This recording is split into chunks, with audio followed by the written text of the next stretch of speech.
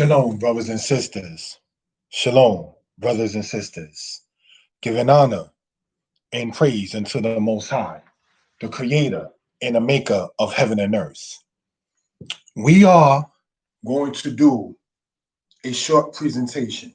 It's not going to be long, but we want to bring this out for edification purposes regarding our people in history, if we will. So, in light of that, without any further ado, we're going to start, brothers and sisters. All right? Now, I made a couple of charts, if you will, and we're going to talk about it and go over it within history. Okay? So, what are we looking at? Moses, 16th to the 15th century. Now, when I say the century, I'm talking about the era of BCE, or before the Common Era. All right? That's what we're talking about in that particular case. Okay. Now, he was born in Egypt, raised in Egypt, taught the ways of Egypt, but knew his origin as far as being of the children of Israel.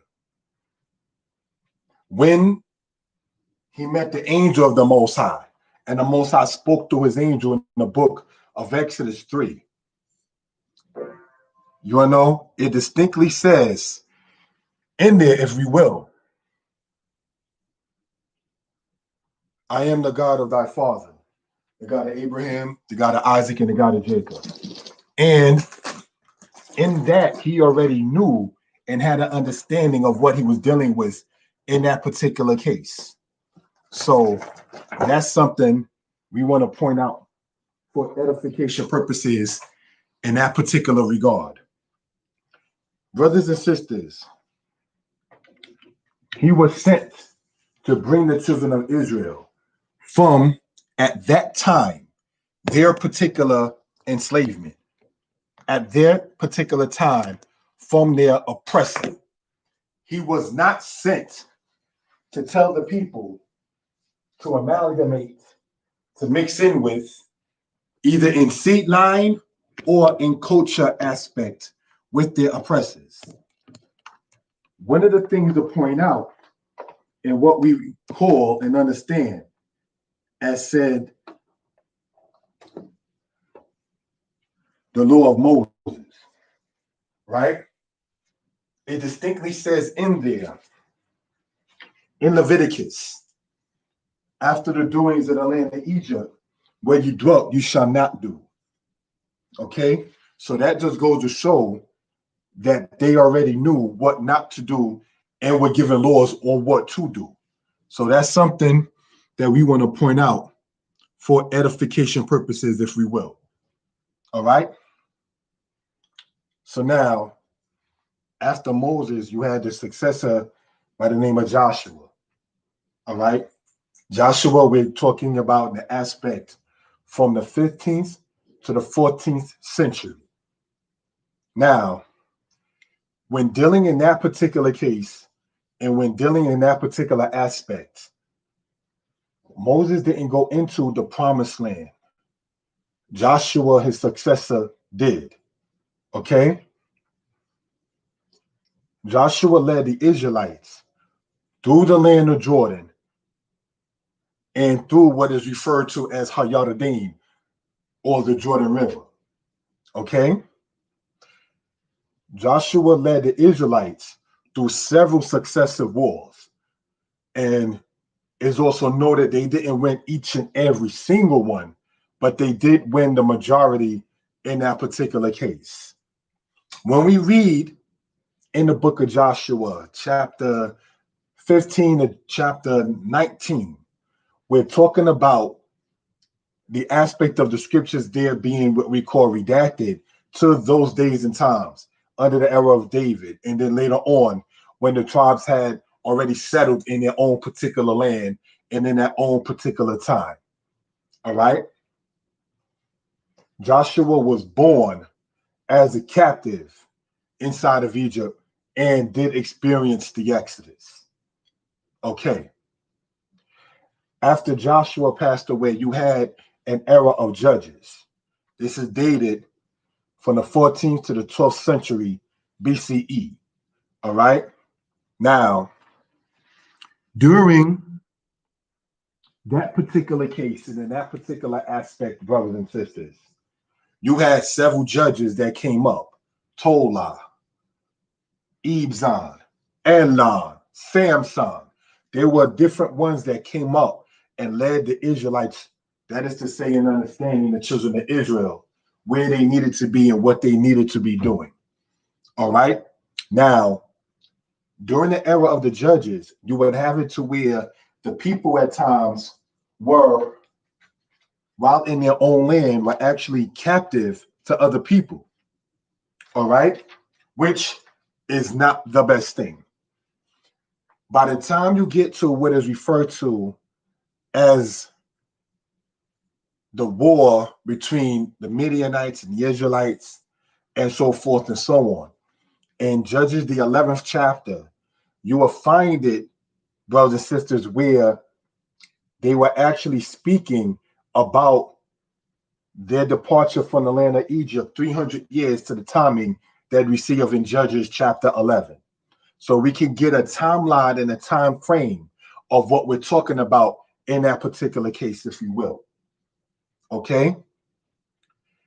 After the last judge that we understand to be, that is to say, the prophet Samuel was the last judge. Though he's not written in the book of Judges, he's written in the book of Samuel. It carries on into the history of the Israelites in that particular case. Now, in the era of the judges, you had tribes that versus tribes. You had Benjamin versus all the other 11 tribes, and vice versa. You understand? So that's something we just want to point out in that particular case. Now, the land that Moses was told about, that Joshua led the people through or into in the era of the judges, in those particular cases, brothers and sisters, that area is today referred to in part as the Levant. All right. The book of Amos later on, all right, speaks about the aspect of the Philistines, very popular in the book of Judges. You understand? That winded up coming into the land prior, say, to the children of Israel being in that same vicinity. All right. So the Philistines during the era of the judges was a big problem to the Israelites. All right. As were the Arameans, as were the Midianites, as were several other nations. One of the things to point out, all right, is that the reason why those nations were a problem to the Israelites, if we will, right, is because the Israelites were not keeping Torah Moshe, or the laws or the teachings of Moses. So we want to emphasize that for edification purposes. Now, you had the prophet Samuel, and he was a judge as well as stated a prophet for X amount of time. During his era, when we read in 1 Samuel chapter 8, the people was asking for a king. The Israelites, after the era of judges, essentially they wanted a king, and Saul was chosen. Some people say that Saul's other or given name was Labiah, and that he was called in the scriptures Shaul, meaning asked for, because he was asked for or petitioned for. All right, that's one of the teachings that go around. So nonetheless, brothers and sisters, Saul had ruled. His age is unknown according to the record. You understand? But Saul had began to rule, and he ruled for 40 years. All right. After Saul, or during the era of Saul, I want to state, he led Israel through battles. One of the things to point out is that the Most High told Samuel, the prophet, to tell Saul, right, that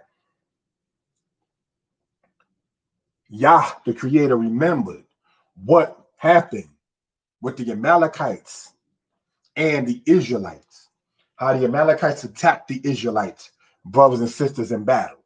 All right. So Saul, being the leader of the Israelites, was told to go and avenge it initially on a human level for his ancestors.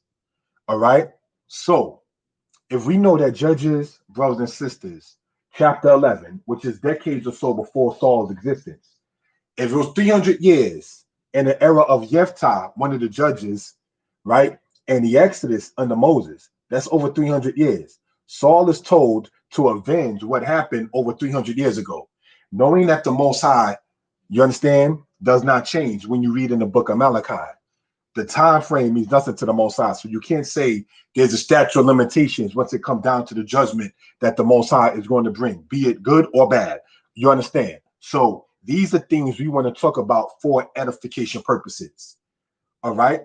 Now, when Saul sadly did not avenge the house of Israel in the name of Yah upon the Amalekites for what they did in Exodus, the 17th chapter, it distinctly tells you that Saul was removed from being king and that Samuel was told to go and anoint someone else.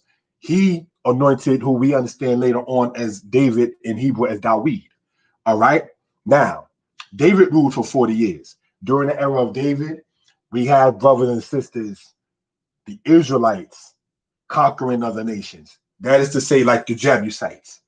And David first ruling in Hebron, he then began to move his capital after defeating the Jebusites to where we understand in today's time as Jerusalem. You understand? So now,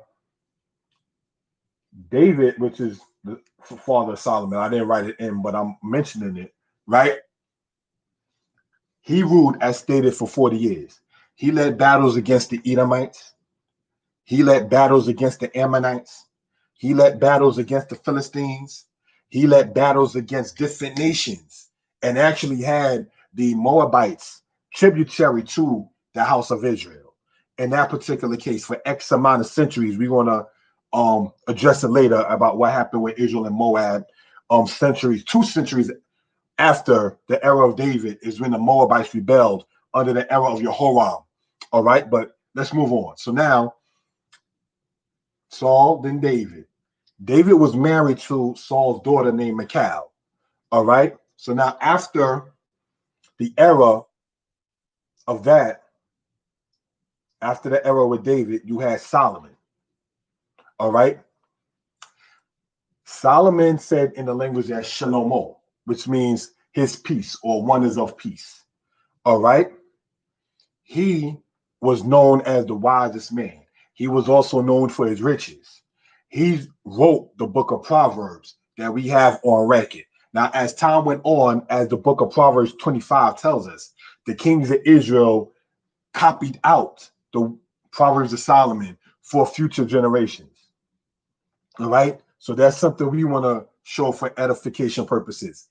After the era of Solomon, brothers and sisters, right, we have it to where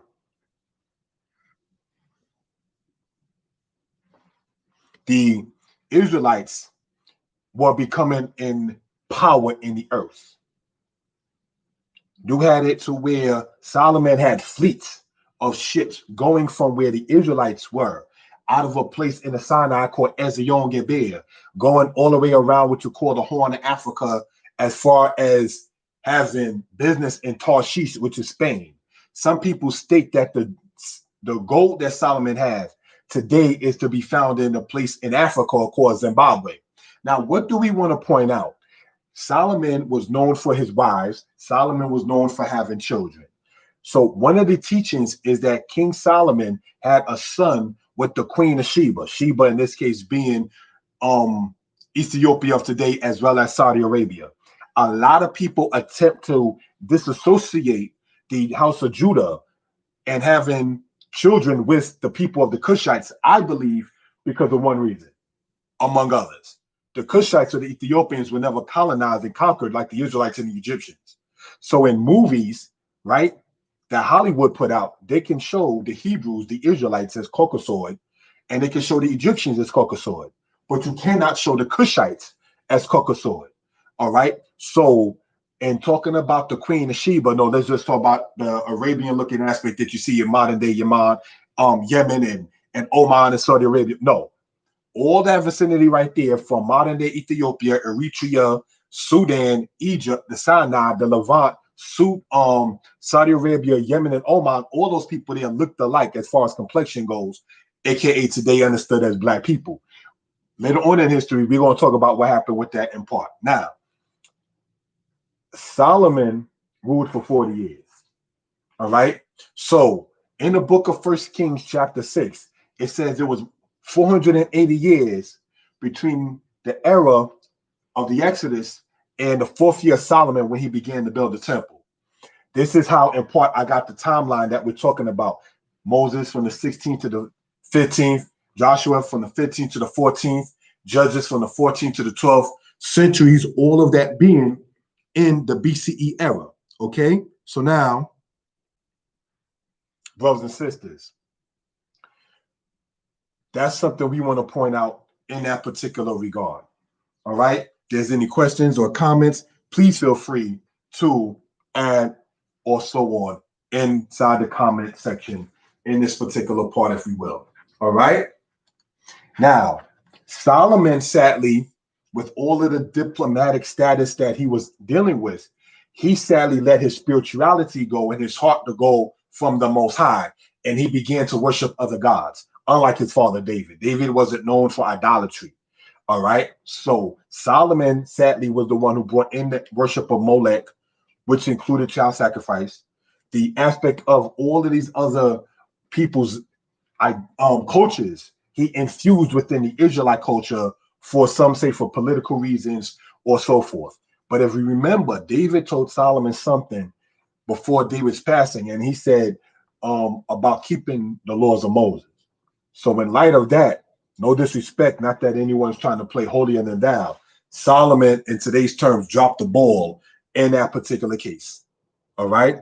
So we're going to go on in that particular realm and go on to the next oak tag matter that was made. All right. And discussing in part like the history here for edification purposes, if we will. Right. Okay. So it can be seen clearer and so forth. Now we have here Kingdom of Israel. All right. Here we see Jeroboam through Hoshea. These were the kings of Israel. All right. About 20 or so in number of the northern kingdom. All right. Understood as the kingdom of Israel. Not one king was righteous.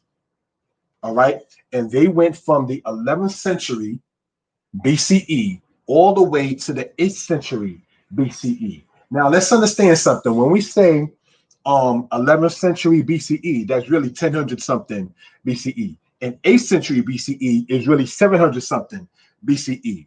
All right, because remember, BCE era years count down. Okay, now when many people attempt to snap on or disrespect the scriptures by saying, how can it be a history book without dates?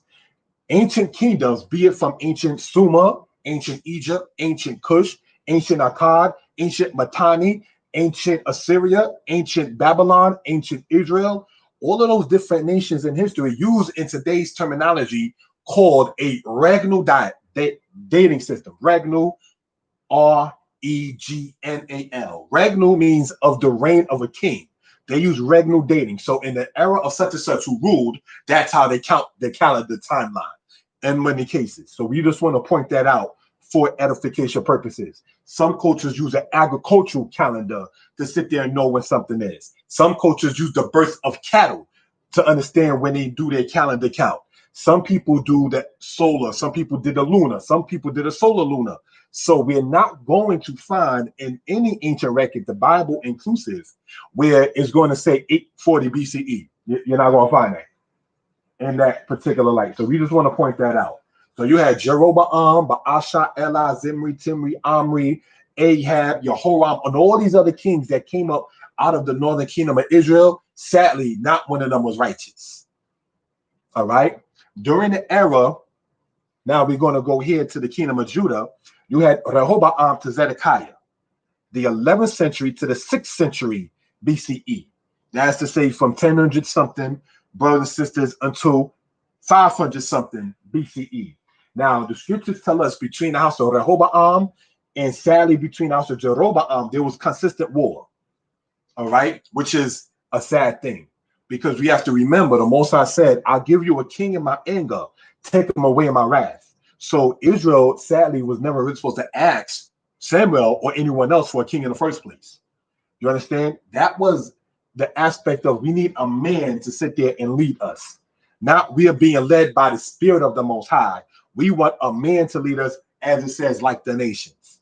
All right. So that's something that we wanted to point out for a reason and purposes. If we will, brothers and sisters, and continuing on, in this particular case, you had Rehoboam, Abijah, Asa, Jehoshaphat, Jehoram, going all the way down to the era of Zedekiah. When you go, brothers and sisters, in your own time, the book of First Chronicles chapter 3, all the kings of Judah are listed by name, chronological order. Just like all the priests are mentioned by name, chronological order in First Chronicles chapter 6. So this is something we want to point out in that particular case. During the era, all right, of the kingdom of Israel, is when you have it to where the Israelites were in cahoots with the people known as the Zidonians. The Zidonians, in part, were Canaanites. So now, as we've been pointing out in the books told out to the Most High, all right, the Israelites and the people of Tyre or Zidon, they merged together and formed Carthage, which is a whole other subject. But we just want to point that out for reason and purposes. All right. Now we have here, as stated, the kingdom of Judah. While you had Israel in the northern kingdom making alliances and going over to northern Africa, you had the kingdom of Judah later on going to East Africa, Egypt, Sudan, as well as we talking about Ethiopia. So these are things we want to emphasize for edification purposes. All right. The kingdom of Judah was noted by other nations of antiquity. All right, as been pointed out in history. So we just want to emphasize that for edification purposes. Okay. Now, this is something we want to talk about for reason and purposes, if we will. Right? Judah, Isaiah, Assyria. During the time of the prophet Isaiah, which a lot of people have been speaking about biblical history, right? They would sit there and say straight up that Isaiah was one of the later prophets or a late prophet in the history of Israel. Okay, so even if that is the case, Isaiah during his era is during the time when Assyria was a world power. All right. Assyria began to become a world power. We're talking about in the 8th century, the 9th century BCE, under the era of Shalmaneser III, once we really understand what happened with Assyrian history. All right. Assyria is mentioned inside the book of Isaiah. All right. You read about Sargon, who ruled in Assyria. He actually ruled in Babylon as well. All right. But you read about Sargon in the book of Isaiah, the 20th chapter. All right. And during the time of the prophet Isaiah, it distinctly gives you, as we was talking about the regnal dating, it says the vision that came to Isaiah, the son of Amos, during the era of Uzziah, Jotham, Ahaz, and Hezekiah, who were the kings of Judah. All right. Tiglath-Pileser, the king of Assyria, mentioned King Uzziah, aka Azariah, inside of his records. So we want to point that out for reason and purposes. Then you had Ahaz, also known in history as Jehoiakaz. Jehoiakaz of Judah is also mentioned by Tiglath-Pileser, the third king of Assyria. So these are things we want to emphasize for reason and purposes. So just as much as Ahaz is mentioned in the Syrian records, he's also mentioned in the scriptures. So not that we as Israel need the Assyrian record to validate what we're saying, but it doesn't hurt to know such for reason and purposes. All right. So now we have Isaiah going from the 8th century BCE until, brothers and sisters, later on in that time. Isaiah chapter 1 mentions Hezekiah, king of Judah. All right. Now, during the time prior to Hezekiah is when the northern kingdom of Israel fell to Tiglath-Pileser and then later on to Shalmaneser. The northern kingdom of Israel fell during the death of Tiglath-Pileser, and then his successor, who was Shalmaneser, began to do the siege. And then you had Sargon, king of Assyria, that actually took the credit inside of his records of conquering Samaria. Samaria was the capital of the northern tribes of Israel since the days of Ahab, king of Israel. Now, Ahab, king of Israel, Akab in the Hebrew, all right, Ak meaning brother, Ab meaning father. Akab of Judah, pardon me, Akab of Israel, brothers and sisters, was married to Jezebel. Jezebel, as we pointed out in the books that were written, is related to the people that you later on called Dido, who was a ruling queen inside of the people with Carthage. So we just want to point that out for a reason and purposes. Isaiah, brothers and sisters, in history was known during the era of the Assyrian Empire, when Assyria came up as a power. All right? Approximately or so 60 years, all right, 6 decades, half and 10 years, if you will, of a century. After Isaiah, we get Jeremiah. All right? Now, according to theory, Isaiah was assassinated by Manasseh, king of Judah. That is one particular teaching. You get that out of, like, I wouldn't call it esoteric, but other kind of writings or books. It actually states that. But whether that's the case or not is not the main subject. Now, after Isaiah, we have here Jeremiah. Jeremiah began to prophesy when he was a child. All right. That's why Jeremiah chapter 1, it says, say not that I am but a child, but you shall go to whoever I will send you to, and whoever I command you to, you shall speak. Now, Jeremiah was a Levite of the line, correct me if I'm wrong, out of the house of Itamar, of the house of Lewi or Levi. All right. Now, during his era is when Babylon was up as a power. All right. We want to point that out for reason and purposes. During his era is when Babylon was ruling and having prestige and power in the world. Now, brothers and sisters,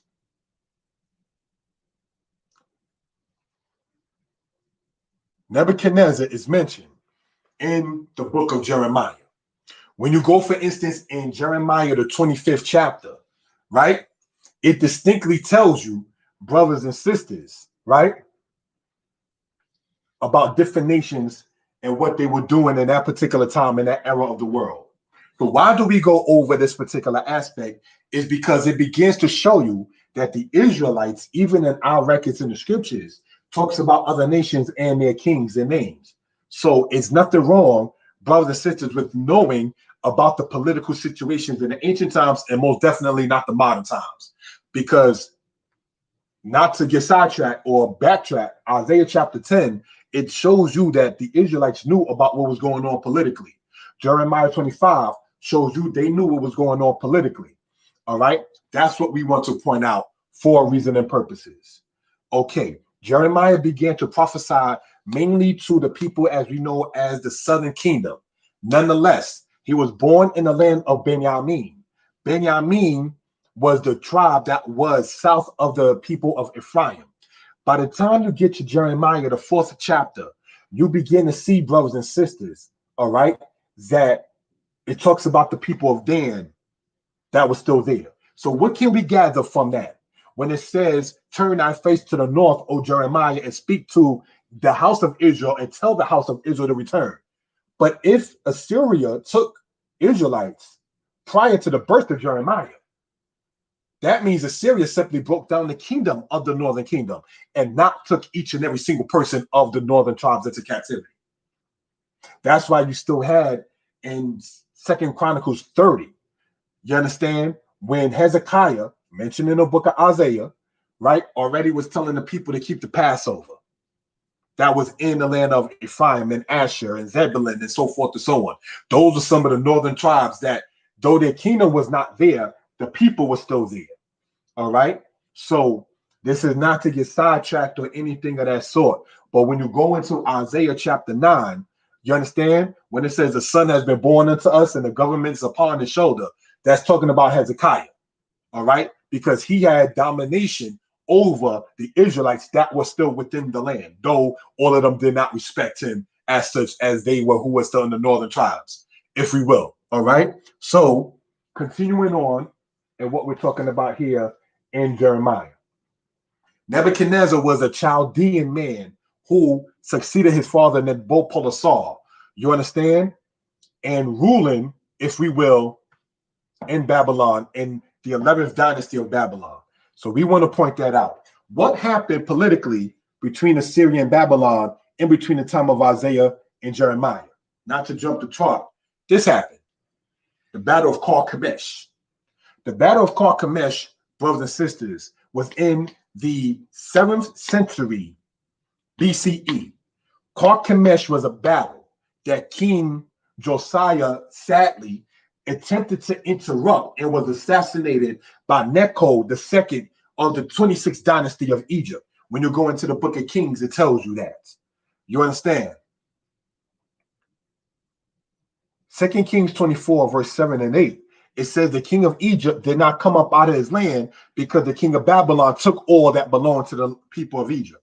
Now, when you go in here, Ezekiel, the 29th chapter, when it speaks about Egypt in there, it says that the Egyptians shall return after their scattering, but shall become a base kingdom. The base kingdom that is talking about is when you get to Dynasty 28 of Egypt, when they don't have that power in the world. Base meaning like a lowly kingdom, like the bottom, like the base, or the ground. When you're dealing like the basement, that's what it talks about in that particular case. As we can see, Jeremiah, Daniel, and Ezekiel were all within the same era and time. Now, when Babylon in 597 and later on in 586, mainly BCE, they took Jeremiah and brought him to Egypt, as we've been pointing out in other videos and in books. All right. And the Most High prophesied to Israel through Jeremiah while they was in Egypt. So what do we can gather? Ancient Israel had no problem going into African places. Get the point? So let's go on. Now, Daniel was a captive in Babylon, but he lived during the fall of Babylon to Persia. All right. That's why you read about Darius the Persian and Darius the Median. You understand, in the book of Daniel chapter 6 is one, and Daniel chapter 9 is the other. So these are things you just want to point out for edification purposes. All right. Ezekiel was a captive taken during the era of Jehoiakim, who is the grandson of Josiah. We pointed out Josiah was the king that was assassinated, all right, by the Egyptian king Necho. So now his grandson, named Jehoiakim, was ruling when Ezekiel was taken captive and brought over to Babylon. That was in 597 BCE, 11 years later, because after Jehoiakim, you had Zedekiah, as we shown earlier. During that 11-year reign, Zedekiah rebelled against Nebuchadnezzar, Babylon, and then they just destroyed Jerusalem. And in that destruction, brothers and sisters, in 586 BCE, all right, we want to point out that Ezekiel was told about it when he said that the wall and the temple have been destroyed. So Ezekiel was brought as a captive while the temple that Solomon built was still in existence in Jerusalem. While Ezekiel was in Babylon is when that temple that Solomon built was destroyed. Okay, so that's what we want to emphasize for edification purposes. All right. Now, brothers and sisters, continuing on in this, we pointed out the Carchemish matter. All of this era between Jeremiah, Daniel, and Ezekiel was all in the same time frame. We're talking, brothers and sisters, from the 7th all the way to the 5th century BCE. In that particular case, pardon me, the 7th and the 6th century BCE, 7th and the 6th century BCE is the era that we're talking about. All right. So let's continue on with the next part on this here. All right. Babylon came up as a power. All right. The 7th century BCE to the 6th century BCE. Now, we want to point out that these people existed before they were known as a world power. All right. And not to get sidetracked, that's what I believe a lot of people may not understand as in earlier history with the Hyksos of Egypt. Because a lot of times people will say the Hyksos of Egypt got there in the 15th dynasty of Egypt. No, they were there since the 11th dynasty of Egypt. They just didn't come to real power in Egypt until the known 15th dynasty. All right, so this is just something we want to talk about. But that was the Hyksos in Egypt. Babylon was already in existence as a people before they became a world power. All right, Babylon came up as a world power between the 7th and the 6th century BCE. All right. So we just want to point that out for reason and purposes in that particular case. Right now, Babylon, last king. Some people say it's Nabonidus. Some people say it's Belshazzar. All right. Now, he lost to Cyrus II, who was the king of Persia.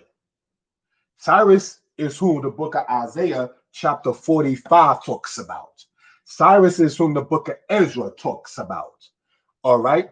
So during the era later on, after Isaiah, after Cyrus was already prophesied, if we will, you had it to where the Medes were taken over by the Persians, but then they became one kingdom in the year, brothers and sisters, 550 BCE. When Cyrus defeated Astyages of the Median people, they became known as the Medo-Persian Empire, the Persian Medio Empire, depends on how you want to say it. The kings during that era, all right, they interchanged between ruling between one and another.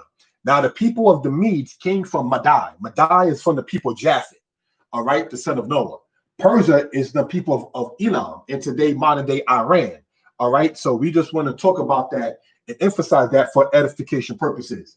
In the book that I wrote, Egypt Talk and Writing, one of the things I wanted to point it out is that the Persian Empire was the last great black empire to exist. I am not saying it's the last great, period.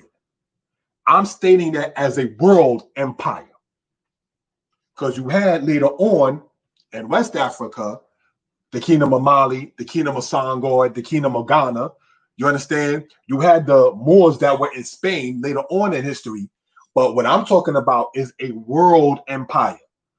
When Darius III Commodus lost to Alexander in the Battle of Gargamella. Some people incorrectly call it the Battle of Arbela, but nonetheless, brothers and sisters, that's from the 6th to the 4th century is when that people there was a world empire.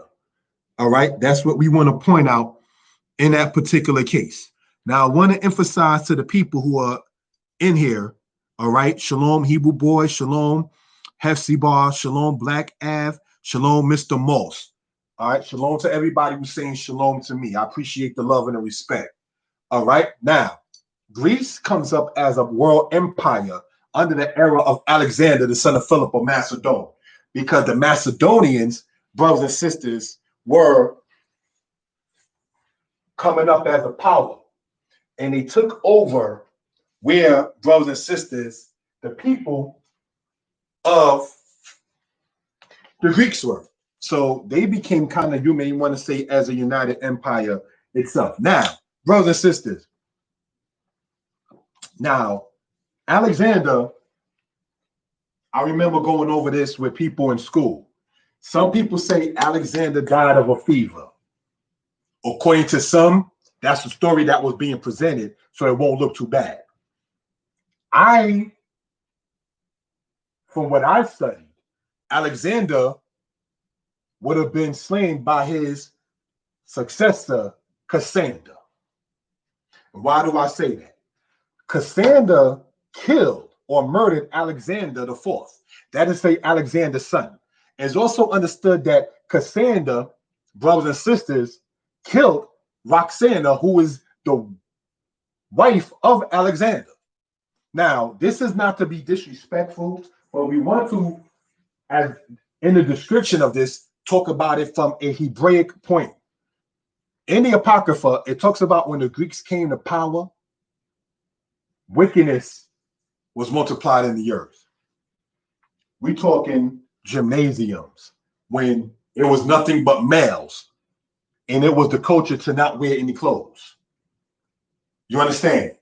That's what we want to talk about in that particular case, as they sat there and tussled and wrestled one with another, nude, if we will. You understand? Brothers and sisters, that was not the way in the culture of the Israelites. All right. Once we begin to know and understand what we're talking about for reasoning and for edification purposes. All right. Inside of Greek culture, brothers and sisters, it was not uncommon for a grown man to deal with the boy in sexual activity. You understand? So when we read in the Apocrypha about wickedness was multiplied in the earth, we could begin to see exactly, brothers and sisters, why the Apocrypha would say such. You understand? Brothers and sisters, after Alexander's death, you had Cassander that had Asia Minor, Ptolemy in Egypt. You had Antigonus, who was over about where Babylon was. And then you had the Seleucid people that was over by where the children of Israel was at. All right. So now they had the Dioshai. And three of them went against Antigonus and put Lysimachus in place of such. So now when we go, if we can, into the book of Daniel, chapter 7, verse 6, when it says that after that one, four came up in his place, eventually those four became known as Ptolemy, Seleucus, Lysimachus, and Cassander. All right. Now, between all of this, the ones that are important to the Israelites, you understand, is in regards with the Ptolemies and the Seleucids, which takes us back to the era we had just observed as Israel, all right, as Hanukkah, if we will. During that time, referred to as Hanukkah, is when the Israelites that was being led under Yehuda HaMaccabi, that's to say Judas Maccabeus, for better understanding, all right, or clearer understanding what language matters. They went against Antiochus IV, okay, in the battle of Beth Zur, all right, and defeated the Greeks in that particular case and rededicated the temple. And that's what the word Hanukkah means. It was an extremely bloody matter, brothers and sisters. Now, the Greeks in history are not the Edomites. When you go into the book of the Apocrypha, the Edomites were referred to as the Idumeans. Idumea is what the Greeks and then later on the Romans called the Edomites. Who gave the Greeks the idea to attack the Israelites on the Shabbat? We got to remember, since the era of David, he had the Edomites in subjection. So they already knew of the Shabbat by seeing the ways of Israel, even under the rulership of David. You understand? Now, the Edomites become of importance because they align themselves politically with the Greeks and then later on with the Romans. We're going to get back to this, but we want to talk about Esau a little bit. Esau is Edom. All right. Now, why would the Dead Sea Scrolls say that the Edomites were the Romans and the Romans were the Edomites? Because they made a league, brothers and sisters. They made a league as a unit, just like the Medes and the Persians did. That doesn't mean that Medes wasn't Japhet and Persia wasn't from Shem. Edom is still from Shem. Rome is from Tiras of the descendants of Japhet.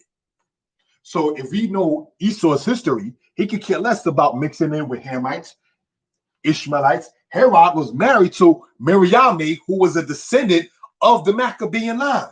And then he murdered his wife, a black woman, by the way. But getting back, brothers and sisters, if you will, into this particular case, and I say this in no disrespect, what am I hinting on? Stop that mixing, if we will, brothers and sisters. By the time Greece comes to fall as a power, all right, in the Third Corinth battle, 146 BCE, and the situation what happened with Mummius, when he defeated Dices of Greece, Rome comes up at a power as a great power between the era of 168 BCE and 476 BCE. Rome comes up as a power, brothers and sisters. Rome is the fourth beast described or talked about, that is, in Daniel chapter 7, verse 7.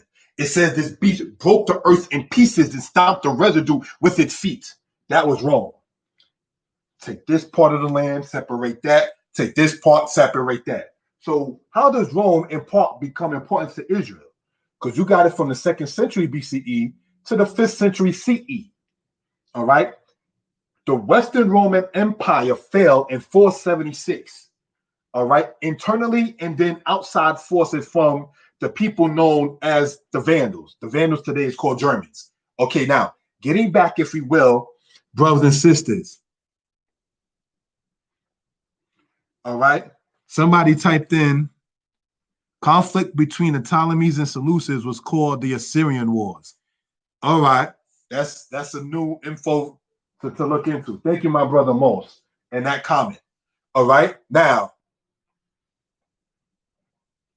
Rome comes up as a power, but by the 3rd century CE, all right, between Maximilian and Diocletian, you had a separation within the Roman Empire. But I focused on in here the Western Roman Empire because the Eastern Roman Empire with the Byzantine, all right, that fell in 1453 AD or CE. All right. So just want to point that out for a reason and purposes. Now, getting back to what we're talking about in here.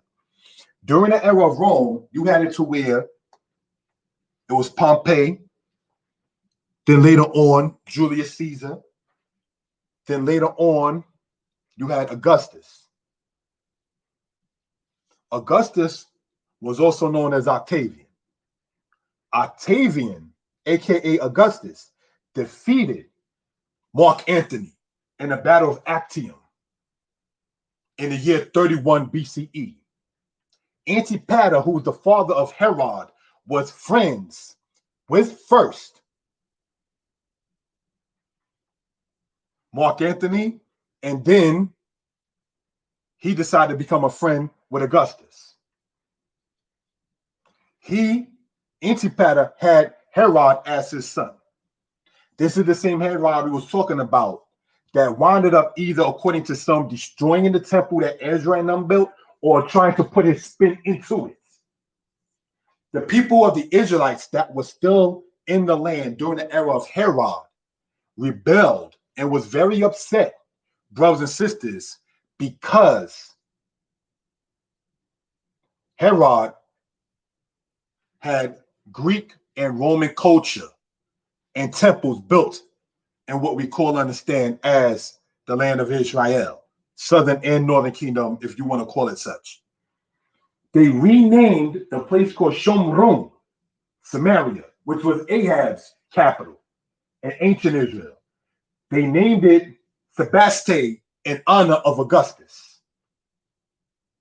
Now, after the situation with Augustus, you had Tiberius. During the era of Augustus and Tiberius, they banned circumcision for the true house of Israel. You understand? After Augustus, you had Caligula. Caligula wanted his image inside of the temple, but the Israelites did not coincide and agree with it, if we will. All right, somebody wrote in and said, my bad, Syrian wars. Right, because where the people of Syria were at is where the Seleucids were. All right, getting back to the Ptolemies and the Seleucids, for those who are just joining on or will hear this later, I backtracked because I was reading the comment that the brother Mr. Moss put in. The Syrian wars, yes, was between the Ptolemies and the Seleucids. All right, but let's understand, Rome came to power because the Greek hegemony was between and going against themselves. So now let's talk about Rome a little bit with Israel, right? You had the Essenes, the Ebionites, the Pharisees, the Sadducees. You had the Zealots. You had different groups, all right, that was among the Israelites, and they were not in united spirit. So it was easy for Rome to go in and infiltrate because the Israelites were not united. What am I hinting on? The disunity caused you to fall. Now, how can we put that in today's time frame, if we will, right? Social distancing. Stay 6 feet apart. You don't have to tell the black man and woman to be social distance. We are the most disunited and love to not get along with each other people on the planet. Our people do not need to be told to social distance in 2020. We can't stand one another. So that's how it's easy to just say, hey, social distance. Hey, boss, like Malcolm X said, we sick. It's easy to sit there and go through that way because you're dealing with the people that don't like to be one with another. Now, that's a whole other aspect. But we want to talk about how culture, society, mentality, unity affects history. You understand? For reason and purposes. Right? Now, with Rome falling, the Western Roman Empire falling in 476 CE or quote unquote AD, right? What happened between the battle that we're going to talk about in brief? 70 AD stands out as a date simply because, brothers and sisters, that's when the temple fell. The battle continued after 70 AD. So, correct me if I'm wrong, the last battle of that war was in 73 AD. From 66 AD or CE to 73, when they had the Masada battle, and they decided, according to many records, let's just commit suicide as opposed to be taken captive by Rome. Now, brothers and sisters, when you watch a movie about the Portuguese people and the captives that was in Brazil, many of them rather commit suicide, brothers and sisters, than to be taken captive by the Portuguese again.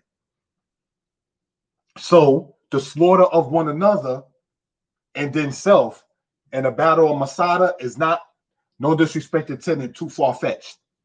All right, so now you had the situation with Rome. The battle from 66 to 73. As stated, 70 AD stands out only simply because that's when the temple fell. The people were still fighting after that. It's not as if what Christianity or other doctrines try to say after 70 AD, we don't know what happened to the people. Okay, this is what we want to talk about in part. All right, now you had the Kittos battle during the era of Trajan of Rome. That was a Roman emperor. Okay, that was between the people that were in Libya, which is in northern Africa, right, and the people of Rome. And that was in 115 CE to 117 CE during the era of Trajan of Rome. The Israelites were not allowed after 70 AD under the Edict of Titus to sit there and go back into their land. So that means that if they made that edict during the era of Titus and then enforced by his successor and brother named Domitian, that means that they still had to be Israelites on this earth. That's after 70 AD. But what they try to do in Christianity, all right, is try to just say 70 AD, that was the end of it. Israel's going from out of existence, and so forth and so on. But that's not how the history improper goes down in that particular case. All right. So you have the Kittos battle, Kitos. All right. Then you had the Bar Kokhba battle from 132 to 135 CE with the emperor of Rome named Hadrian. Brothers and sisters, if we understand what happened with the Israelites from the era, taking it back here to Greece, all the way down to the era of what happened with Rome, Israelites been going to Africa in numbers, by force or otherwise. Now, let's get into this. Yes, Titus of Rome in 71 AD took Israelites that was in Egypt and Alexandria and shipped them to Italy. He did not take Israelites from the land of Jerusalem or the land of Israel to Italy. The Israelites that was procured in his triumph of Rome, because that's how leaders got down. That's how they used to operate.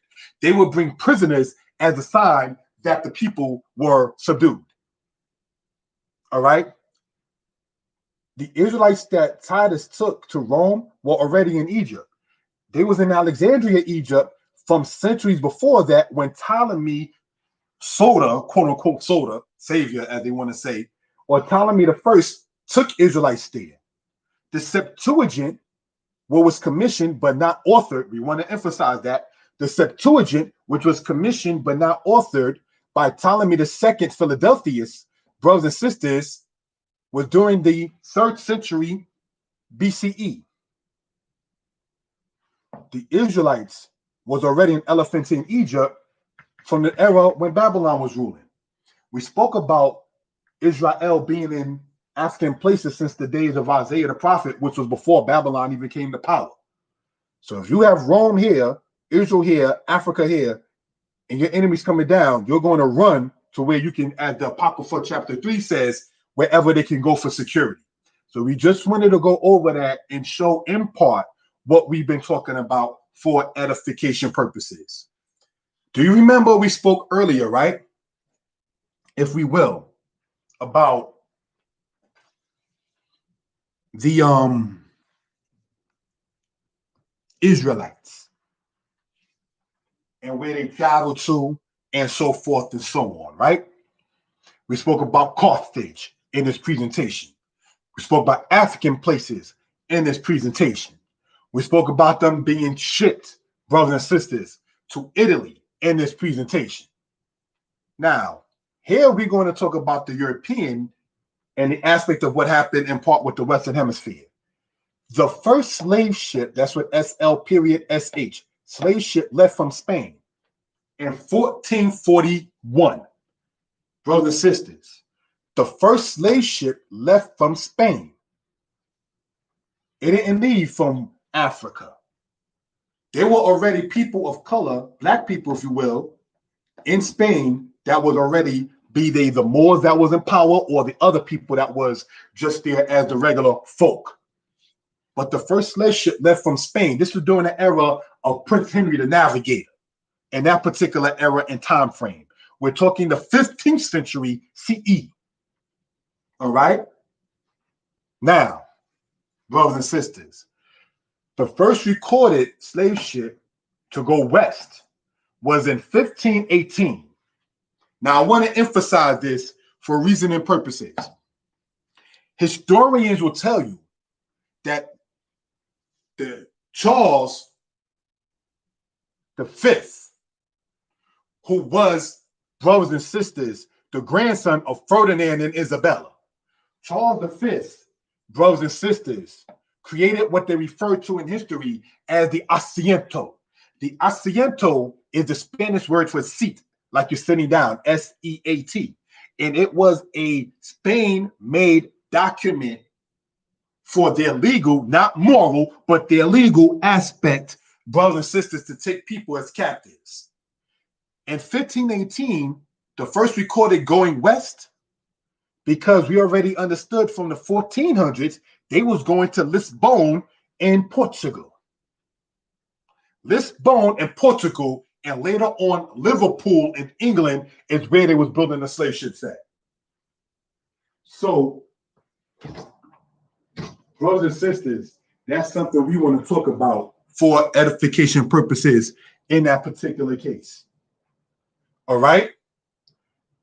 Historians will tell you as early as 1501, which is 17 years before this date, there were Negroes seen as slaves in what we call Hispaniola. Hispaniola today is understood as Haiti / the Dominican Republic of today. If the first slave ship recorded west is in 1518, and 17 years before that, you already had people such as Amerigo Vespucci and others saying that they saw Negroes as slaves in the island. That means that there were people of color prior to the slave trade. A lot of people who are talking about we were here already and so forth and so on, that's not off. What happens, sadly, is these same brothers and sisters in many cases become minimalists. Anybody talking about the slave trade that came west, we're never going to sit there and say that you're telling history in reverse, because there were those slave ships that went, brothers and sisters, east. When Christopher Columbus in his second voyage did his trading, the captives on his ship took him over. When you read the diary of Columbus. So these are things just wanted to point out for edification purposes. All right. I would like to, again, brothers and sisters, talk about this one more time. The first recorded, all right, slave ship came west into the island that we today call Haiti / the Dominican Republic in 1518. But in the same place, said by people such as Amerigo Vespucci and others, right, there was Negroes already working as slaves. Negro, we all know from the Portuguese and Spanish word means black. That's already noted, all right? So that means, as we've been saying, not to be redundant, they were already what you would call black people in the West being enslaved prior to the first recorded slave ship going west. So, brothers and sisters, they were natives that looked like, quote unquote, the African, if you will. You understand? Amerigo Vespucci was before the era of Columbus, and he stated that he saw the people that he saw looking like brown and like Negroes. That's not far-fetched in history. You understand? We understand from Ivan Sertima about the aspect, brothers and sisters, of the slave trade going east and going west. William Katz, in his book called Black Indians, he spoke about the slave trade that was in part with King James I that went over to England, that being in the 17th century. So we just want to point that out for reason and purposes. All right. The Portuguese destroyed many of their records in 1891. When you go into a book called History of Slavery by Suzanne Everett, is where you get that from. All right. So how many people was brought over? Who knows? How many people was dumped into the ocean? Who knows? We know that Parliament with England and Thomas Jefferson, the third president of the United States, had it, brothers and sisters, to where after 1807/1808, the international slave trade was treated as illegal. The Amistad matter with Joseph St. Kay was after the slave trade internationally was made illegal. So why do I emphasize the word internationally? Because you have the trade that was going from Africa to Europe, and from America to Europe, and from Africa to America. The triangular trade did not only and solely include the aspect of rum and molasses and people. It was people and people and people. You understand? These are things we want to talk about for edification purposes. We don't want this to die down. Just as much as people don't want to talk about the Israelites being slaves and Pithom and Ramses, aka Avaris of ancient Egypt, so do they want to deny this history here, but we're not going to let that happen. You understand? We're going to, blessed be the Most High, continue to write our books on this subject. You understand? This history, we don't want to sit there and have denied. We want to, in due respect, brothers and sisters, leave a record so that way our children know what it is. As they sit there and get sucked up into the aspect of social distancing, not knowing how to converse one with another, learn from one another, and then they're giving cartoons so that way this history won't be known. I thank the Most High for setting teachers up in my life as such. Me and my mother, rest in peace. When I was 11, she gave me a set of magazines called Golden Legacy. That's when I first found out about something to overturn Haiti. That's when I found out about Robert S'mores in South Carolina, and so forth and so on. So these are things we want to emphasize and pass on the history in that particular matter. Now, what are we going to do in closing out this part here? Igbo, Ibibio, Ewe, Baifada, Makondo, Wolof, Bambara, Serer, Arada. These people were the majority of the tribes that was taken to the Western Hemisphere as captives. 6% of the trade of slaves that came west, only 6% came to what we call the United States. 30% went to Brazil. The last slave ship that's recorded, though even in the illegal era, coming to what we call the United States was in 1859, called the Clotilde ship. You understand? And they actually have a place in Alabama today called Africa Town that talks about that. Now, let's emphasize something. The 1619 date, and we're going to close out right soon on this subject and so forth, right? In 1619, that is 12 years after Virginia became a colony of the British. The reason why you find a lot of people talk about 1619, 1619, 1619, brothers and sisters, is because they're dealing with it from the aspect of when the British were in power. But the first ship really to go to Virginia came from Barbados after they were shipped to Barbados from Africa. The era and the matter with whom they refer to as Anthony Johnson.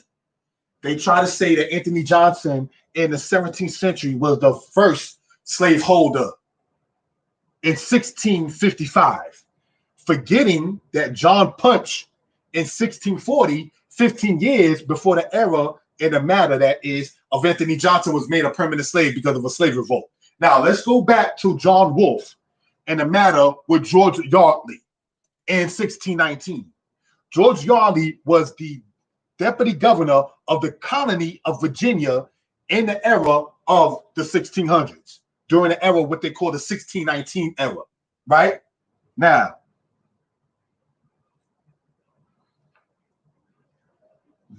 John Wolfe wrote that a Dutch man of war brought us 20 Negroes as slaves.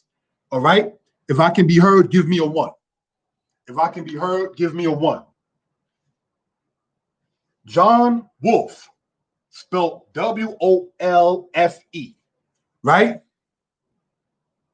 If I can be heard, give me a 1. Thank you, my brothers and sisters, whoever typed that in, right?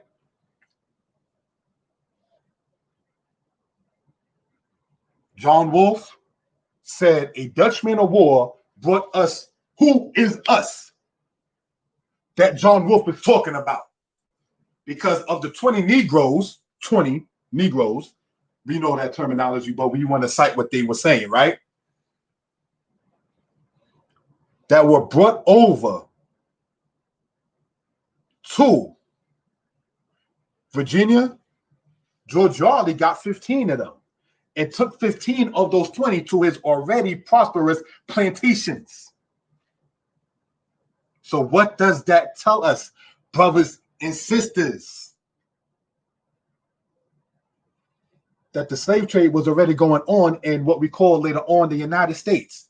What made, in logic now, what made that Dutch man of war comfortable knowing that the Dutch and the British, or the Dutch and the English, were not friends in the 17th century, especially in Brazil? Because the Dutch and the Portuguese were not friends. The British used to take over Portuguese slave ships. You understand? And the Dutch was always trying to sit there and find what spot they can get into and all of that. So what made, in 1619, that Dutch man of war comfortable to even bring people over to what we call Virginia of today as captives? Because they was already bringing captives there to that place. He wasn't the, hey, I just brought 20 Negroes, I don't know what we're supposed to do with them. That's not what happened. He already knew about the slave trade going on in that particular case. That's why he was comfortable doing it. I think I spelled Portuguese wrong. Maybe so. If I did, pardon me for that. But let's go on in what we're talking about, brothers and sisters. Bush and Caracal, the Atlantic slave trade. This was an African and is an African leader. Bush, in the year 2003, and this African leader spoke about what you call the point of no return. They both talked about the slave trade, brothers and sisters. So you had a white man and a black man, a European American man who was the president, and an African leader, brothers and sisters, both talking to the black man in America about the Atlantic slave trade. These people ain't making this history up because they ain't got nothing better to do. You understand? So we don't want to sit there and be part of, I say in no disrespect, part of the minimalist team. That's not the energy that we want to come with. All right. We want to sit there and show for edification purposes what we're talking about and why we state what we state. Giving honor and praise unto the Most High, Creator, Maker of heaven and earth. With that, thank you for the time. Shalom. To the people, I want to give y'all a shout out in this. Hebrew Boy, Shalom. Hefsy Bar, Shalom, sister. Black Av, Shalom. Mr. Moore, Shalom. Kurt For Real, Shalom. All right. And this will be posted. Please like, share, comment. Let me know what you think. You know, again, I believe I spoke Portuguese wrong, but if I did, my bad. So we're going to move on and close out. Shalom.